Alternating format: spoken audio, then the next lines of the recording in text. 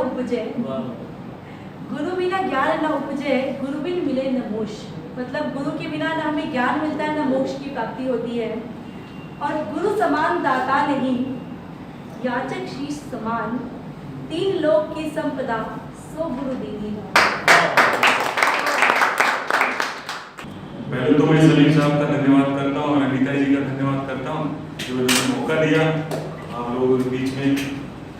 और ना मैं किसी तैयारी से आया हूँ, ना कोई वेदों का ज्ञान करके आया हूँ, ना रात भर और स्क्रिप्ट पढ़ के आया हूँ, नेताओं की तरह कि सुबह क्या बोलते हैं और काम निपटा कर खबर तबड़ में आया। मेरा मेन मकसद है आपके अंदर ऊर्जा भरना, आप क्या हो आपके बारे में बताना, आपको खुद अपने आप से परिचय कराना। देखो हम हिंदू हैं, मुस्लिम, मैंने उनकी बात भी सुनी, उन्होंने कई बातें कही, रेप से रिलेटेड, बलात्कार से रिलेटेड। एक पुरुष बलात्कार कर रहा है, ऐसा नहीं है महिला भी बलात्कार करती है, ऐसे भी केसेस सुने होंगे, पुरुष का बलात्कार होता है। यहाँ ये नहीं पुरुष और महिला, यहाँ बलात्कार करने वाला कौन है? मानसिक पीड़ित है। अरे मानसिक पीड़ित, बहुत बढ़िया बात है। देखिए जो 3 महीने की बच्ची के साथ, 5 महीने की बच्ची के साथ जो कर रहा है वो दिमाग का पागल है, उसको नहीं पता। जो 4 लोगों ने निर्भया का कांड किया था, क्या उनको मालूम था कि जेल में इस कदर मारेंगे कि वो कहेंगे इससे अच्छा मुझे मौत है? ये वाला माइक से बात कर पड़े। Hello hello hello hello hello. अगर उसको इस बात का वैसे आवाज बराबर आ रही है। वैसे मैं बिना माइक के भी बात कर सकता हूँ मुझे जरूरत नहीं है।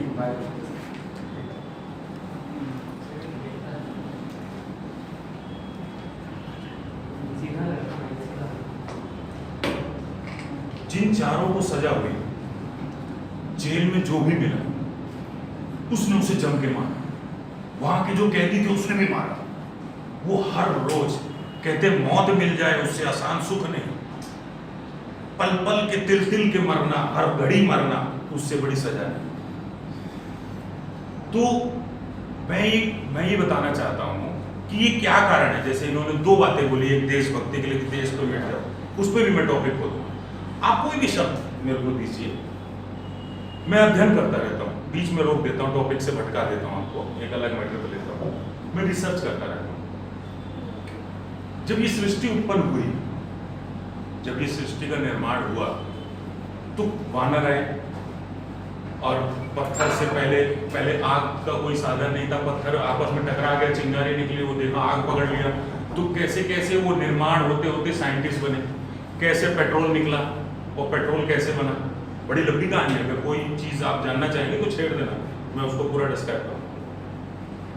तो धीरे धीरे हम सब लोग इस तरीके से पूरा एक समाज डेवलप हुआ। तो उन सबको पास ज्ञान कहाँ से आया?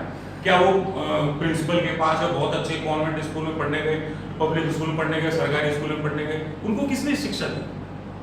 कहाँ से उनके पास नॉलेज है?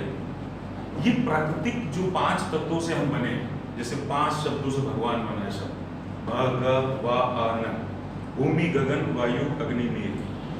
इन 5 चीजों की 5 चीजें लगती हैं जब हमारा निर्माण होता है। जब तक ये 5 चीजें नहीं होगी, जब एक स्त्री के गर्भ में एक बच्चा पैदा होता है, बच्चा जन्म लेता है, गर्भ धारण होता है, तो स्त्री पानी पीती, पानी जाता है, उसका ना नीर, स्लो कन्वर्सन हमारे पेट में होता है, अग्नि उसको स्लो मात्रा में मिल रही है, मिट्टी खाने का उसका मन करता है, भूमि उसको मिल गई, गगन जब वो पैदा होकर बाहर आता है तो खुला आकाश जब तक नहीं मिलेगा उसको चेहरा और सही रूप पता नहीं होता, अजीब सा रहता है, उसका असली निर्माण तभी होता है। तो 5 तत्व उसको लगते हैं और जब वो मरता है तभी भी 5 तत्व उसको लगते हैं खत्म होने। मैं एक बार बैठा था, मैंने देखा एक मधुमक्खी आई, एक फूल पर गई, बड़ा सुंदर फूल था, उसने उससे रस चुराया। फिर मैंने बड़े अचंभे होकर देखा, वो दूसरे फूल पे गई, उस पे कांटे लगे हुए थे, बड़ा अजीब सा टेढ़ा मेढ़ा फूल था, उसने उससे भी रस चुराया। मैंने फिर देखा एक तीसरा फूल था, वो अजीबों से भी गरीब था, वो सब्जी वाला था, उसको फूल की संज्ञा नहीं थी, वो उस पे भी बैठ गई और उससे भी रस चुराया। और सारे फूलों से बारी बारी से रस चुरा के अपने छत्ते में उसने मधुमक्खी का छत्ता बनाया। जब मैंने पूछा कि ये क्या है तो पता चला इसमें इसका शहद है, इसकी मेहनत का इकट्ठा किया गया शहद है, जिसको लेबोरेटरी में रिसर्च किया तो मिठास में नंबर 1 की प्राथमिकता मिली है, यानी उससे मीठा कुछ नहीं है। और जब वही लेबोरेटरी में साइंटिस्ट ने रिसर्च किया तो उसे शुगर फ्री बताया। कितनी बड़ी बात है। उससे मुझे क्या सीख मिली कि हर इंसान भगवान ने जिसको भी 5 तत्वों से बनाया, कमी के बगैर तो कोई इंसान नहीं है। गलतियां हर इंसान करेगा, मनुष्य का जन्म लिया, लेकिन कोई ना कोई खूबी जरूर छुपी है। हर इंसान के अंदर एक खूबी है, इनके अंदर कुछ डिफरेंट है, उनके अंदर डिफरेंट है, उनके अंदर डिफरेंट है। मैं चुपचाप बैठ के इनसे भी चुरा लूंगा, इनसे भी चुरा लूंगा, इनसे भी चुरा लूंगा, इन तीनों से चुरा के मैं 3 टाइम्स मोर हो जाऊंगा, ये वहीं रह जाएंगे। यही खासियत है एक इंसान के अंदर एबिलिटी, अपनी क्षमता पहचान। अब एक चीज और बताता हूं। देखिए, कर्म प्रधान है, भाग्य बलवान है, ये कलयुग का चलन है। जब भागीरथी ने गंगा उतारी तो उस समय सृष्टि खत्म होने वाली थी। क्यों उतारी? प्रभु ने कहा कि इस समय धरती खत्म करने का समय नहीं है, अभी गंगा को बुलाइए, इनका पाप हुई है, पापियों को पाप हुई है, अभी धरती और चलाना है, अभी हमारी क्रिया है बाकी। तो भागीरथी ने गंगा नदी को उतारा, पूजा करी, तपस्या करी। आज गंगा क्या वो उस लायक है कि हमारे पाप धोके हमें स्वच्छ कर दे? क्या हमें आज जो दूध मिल रहा है वो गाय का है, कुत्ते का है, बकरी का है, सुअर का है, कौन सी जाति का है, उसकी गारंटी है? पेट्रोल जो बन रहा है वो ओरिजिनल है या सिंथेटिक बन रहा है? दिन ब दिन उसका रेट बढ़ रहा है, कमी आ रही है। जल का स्तर गिरता चला जा रहा है। नेचुरलिटी में जो आप घी खा रहे हैं वो घी है या आपका कोलेस्ट्रॉल बढ़ा रहा है या आपको 4 बीमारी लगा रहा है। जो सब्जियां हमको विटामिन देती थी, बीमारियों से लड़ने की शक्ति देती थी, आज हम उनको दवाई दे रहे हैं कि तू बीमारी से लड़के बच जा, हमें जिंदा रहने के लिए हमारा आहार बन जा। बीच बीच में थोड़ा सा अगर कोई बात अच्छी लगे तो ताली वाली मार के हौसला बढ़ा के ना, देखिए कोई भी बात हम करते हैं उसमें एनर्जी लगती है। और जो भी माहौल होना चाहिए, नहीं कि मैं टीचर हूँ और आप लोग स्टूडेंट के रूप में बैठे हो, सीरियस मूड में बैठे हो, हंसी मजाक। और किसी भी, जब मैं टीच करता था तो मैं अपने स्टूडेंट को उस रूप में पढ़ाता था जिस रूप में वो पढ़ना चाहता है।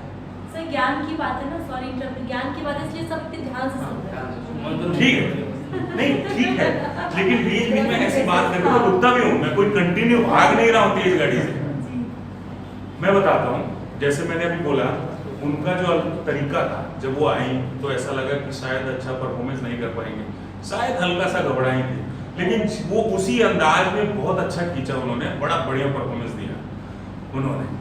नंबर 2, इन्होंने बोला कि मैं राइटर हूँ, और जब इन्होंने पेश किया तो ये आंखों से आंसू निकालने वाले थे। मैं थोड़ी देर और ध्यान से सुन लेता, तो ये राइटर नहीं, ये कलाकार भी हैं, ये कलाकार भी हैं। बहुत अच्छा तरीके से।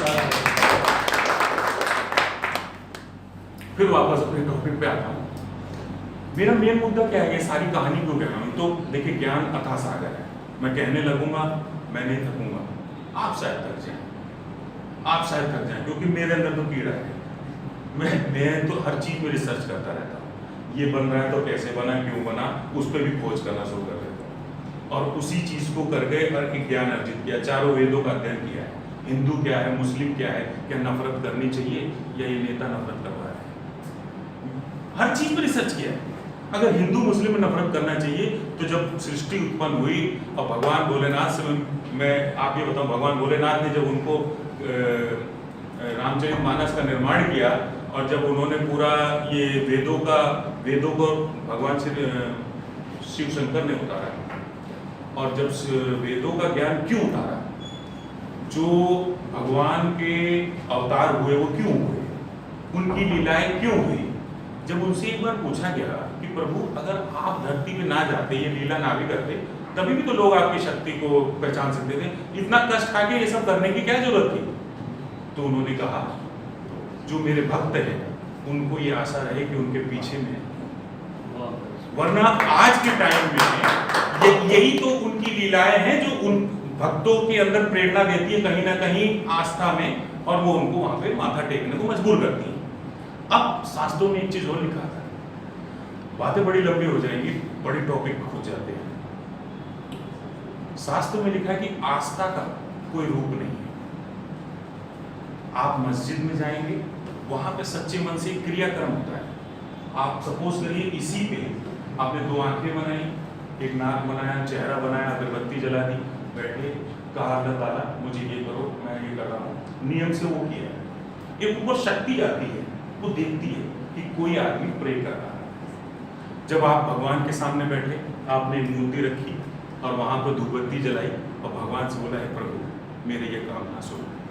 वो ईसा मसीह पे गया, ईसा मसीह में पता नहीं पावर है कि नहीं है, लेकिन उसने जब किस तरीके से किया और आस्था से माना, क्योंकि 5 तत्व तो वो भी बनाया, तो ऊपर एक शक्ति देख रही है।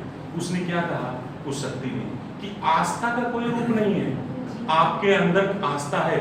जिस रूप में, जिस आकार में मुझे मानोगे, पूजोगे, मैं आऊंगा तुम्हारी मदद करने।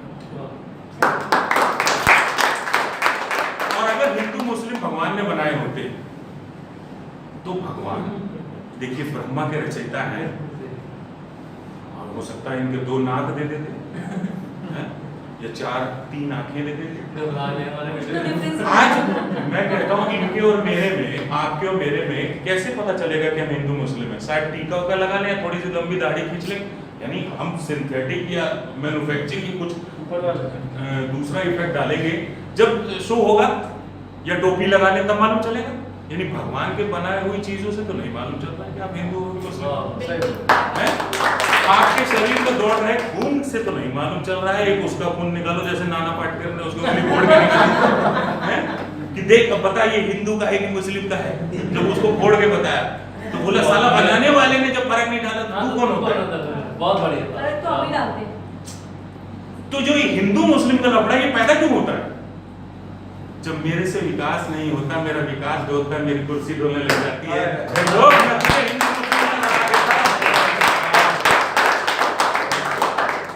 जिस दिन आप इन चीजों से ऊपर हट गए, दिल्ली के अंदर लोग भूल चुके थे, पढ़ाई करने हम जाते थे, हम अपने बच्चों को कहते हैं कि बेटा जो जा रहा है मुस्लिम तो नहीं है। हमारा बच्चा, या हम थे 12वीं तक पढ़े, हमने बाद में कॉलेज गए तब हमें मालूम चला हिंदू मुस्लिम क्या है। तब तक तो हमें नहीं मालूम था हिंदू मुस्लिम क्या है। ये कौन है बो रहा है हमारे बीच में नफरत का बीज? ये कौन है, क्यों बो रहा है, क्या मकसद है उसका? उसका मेन मकसद ही सिर्फ अपना सत्ता सुख पाना है। तो मेरा आप लोगों को ये कहानी लंबी है, इसकी गाथाएं लंबी हैं। मैं 4-4, 5-5 घंटे में लिख कर, कुछ बोल कर, किसी न किसी माध्यम से लोगों तक पहुंचाता हूं। मेरा मेन मकसद ये है, एक इंसान को मैंने देखा, मेरे बाबा भी थे, मेरे बाबा जो थे स्वतंत्रता सेनानी थे, गांधी जी के साथ लड़ाई में थे और जेल गए, वो खत्म हुए बाद में। मैं स्वतंत्रता सेनानी परिवार से, वो आंख बंद करते थे, उस समय 2-2 महीने में चिट्ठियां पहुंचा करते थे। वो बता देते थे कि वो फलाना आदमी यहाँ पर इतने ये कर रहा है और परसों वो बैठेगा, नरसों यहाँ पहुंच जाएगा। न फोन हुआ करता था, चिट्ठी होती थी 1.5 से 2 महीने में पहुंचती। उनके अंदर वो विद्या थी और शायद उन्हीं के आशीर्वाद से जो मेरे अंदर भी कुछ अंश आया है, जो मैं कुछ ज्ञान हासिल कर लूँ। तो एक और आदमी था जो टीवी पे भी दिखाया गया कि वो आधे घंटे बाद एक बस आ रही है, उस बस का नंबर तक बता देता है कि ये बस आएगी इस नंबर का। टीवी पे रोज टेलीकास्ट हो रहा था। ये बात हो गई मेरे ख्याल से आज 5 या 6 साल हो गए। शायद आप लोगों में से किसी ने वॉच किया हो। बार बार टीवी में दिखा रहे थे कि हम लोग अद्भुत हैं, हैरान हैं कि ये कैसे बता देता है। ये बता देता है कि आधे घंटे बाद इस बस की नंबर की गाड़ी आएगी और उसका एक्सीडेंट हो जाएगा। तो वो कैसे, अच्छा इस पे जब मैंने रिसर्च किया, इस पे अध्ययन किया कि ये कैसे पावर मिल सकती है कि इंसान को भगवान इतना डिफरेंट कैसे बना सकता है, कम उम्र में इस बच्चे के अंदर इतनी खासियत कैसे होगी। तो इसमें अध्ययन पे ये निकला कि हर इंसान के पास 5 इंद्रियां होती हैं। जिस इंद्रिय को आप ज्यादा यूज करते हैं, कहते हैं एक चीज है जिसको जितना घिसोगे उतना बढ़ जाता है, वह बुद्धि। बुद्धि को जितना घिसोगे, जितना ज्ञान बांटोगे, आपका ज्ञान और बढ़ेगा या घटता नहीं। जिस इंद्रिय को आप यूज करना छोड़ देंगे वो ब्लंट हो जाता है, उसमें जंग लग जाता है। होता क्या है कि आज के रेडिएशन और ये जो पॉल्यूशन, प्राकृतिक में गुणवत्ता नहीं रही। जैसे पहले चोट लगती थी तो आदमी मिट्टी लगा लेता था, वो चोट ठीक हो जाती थी। आज लगा लो और सड़ जाएगा, क्योंकि मिट्टी में कई कीटाणु। तो मेरा ये कहने का तत्व है कि आप जब तक अपने अंदर की इच्छा शक्ति को दूसरे की जय से पहले खुद की जय करें, हमको मन की शक्ति देना मन विजय करें, तो जिस दिन आप अपने आप को गर्व महसूस करोगे और अपने आप को मजबूत करोगे कि मैं कर सकता हूं, मैं ये कर लूंगा, इसको घमंड नहीं कहते, इसे कॉन्फिडेंस कहते हैं। जब इच्छा शक्ति आपके अंदर जाहिर होगी, हर इंसान के अंदर कलाकार है, आपके अंदर कमी है, शायद आपने कुछ स्पीच में अच्छा नहीं दिया या कुछ ढीला लगा ना, आप ये भूल जाओ सामने वाला क्या सोच रहा है, मुस्कुरा रहा है, मुस्कुराने दो। हो सकता है उसके अंदर कमी हो सकता है उसके अंदर कुछ कमी हो, बेफालतू में हंसता है, और ये अगर बुरा मान रहा है उसको मानने दो, ये अच्छा लग रहा है उसको कहने दो, आप अपने धुन में चले जाओ, सही गलत का आप निर्णय कर लो, तराजू अपने आप तो वेदों ने आपको ज्ञान दिया है, उससे अर्जित कर, आपको सारा ज्ञान वेदों में मिल जाएगा, सारा आपके ये पुराण आप क्यों पढ़ते हो, पुराण क्यों लिखी गई है, इन सब के अंदर सारा ज्ञान है, जितनी बार पढ़ो उतनी बार नया लगता है कि हमने शायद ये चीज़ नहीं हासिल की। मेरा ये कहना है कि कर्म प्रधान है, भाग्य बलवान है। प्रभु कहता है कि मुकद्दर एक बार दरवाजा खटखटाएगी, मेरे दोस्त उठकर जरा दरवाजा खोल लेना, बैठे मत रह जाना, वरना बदकिस्मती 10 बार दरवाजा खटखटाएगी।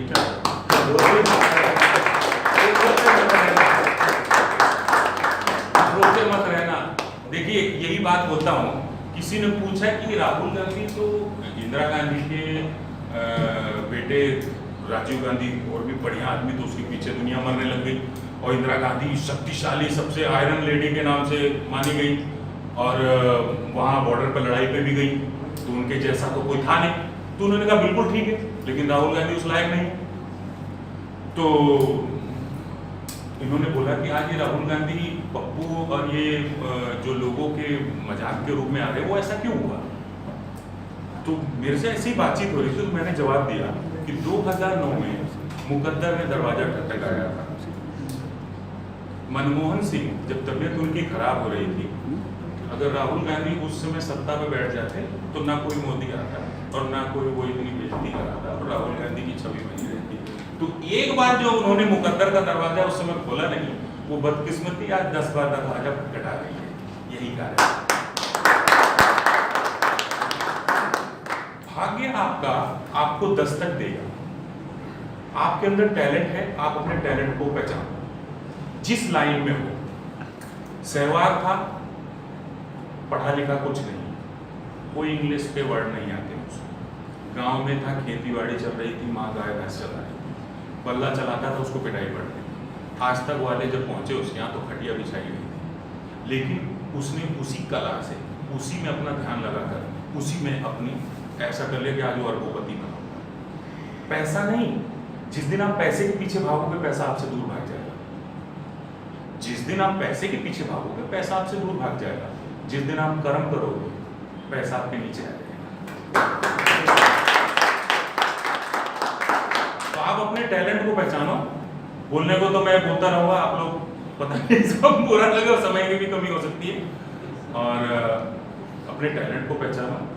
जैसे आपके अंदर बड़ी अच्छी गजब की कला है, तो आप अपने आप को शीशे में अपनी रिकॉर्डिंग को दोबारा देखो, देखो उसके अंदर क्या कमी है, और जो कमी बता दे वो आपका दोस्त है। जो तारीफ करे हो सकता है कि वो सिर्फ मक्खन लगा रहा है, कमी निकल गई तो आपके जैसा कोई नहीं। तो आप अपनी कमियों को पहचान कर उसको दूर करें, अपने टैलेंट को उभारें। कोई कलाकार कहीं और से जन्म करके नहीं आया है, आप में से ही निकला है, आप में से ही निकला है। तो आप लोग भी कल को शाहरुख खान जब बना है, शाहरुख खान कितना संघर्ष किया था, और बड़े बड़े कलाकार जो पहुंचे हैं, बड़े बड़े, वो आज ये बोलता है कि चाय वाला में प्रधानमंत्री बन गया। हकीकत तो किसी को नहीं पता कि चाय वाला था कि नहीं था, लेकिन सच तो यही है कि हर आदमी ऊंचे मुकाम पर पहुंच कर रोता क्यों?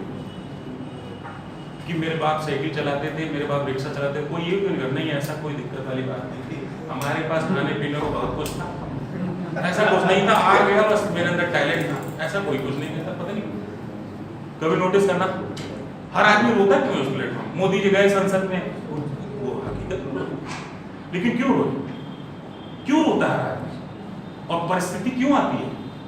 परिस्थिति सीख देने के लिए आती है, और जितनी गहरी परिस्थिति आएगी, इसके बाद आपका मुकद्दर चमकने का ये संकेत है, उसको पहचान लेना। बस मैं इतना ही कहना चाहूँ।